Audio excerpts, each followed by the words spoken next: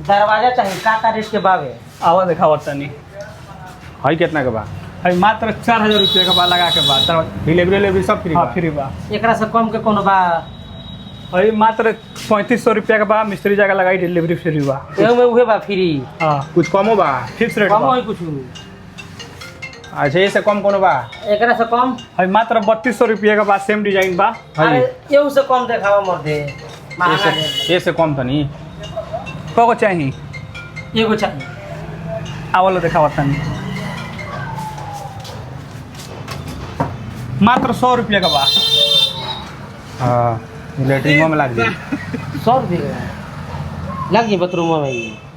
अगर किलेम्पू का कीली ले लो मर दे वजह से गिना जाए लो पैसा लग चलो तेरे को एमे सुना फिर आई चलो भाई चला सस्ता भेटा दरवाजा में लग जाए लेटरिंगों में देखी मैं आराम से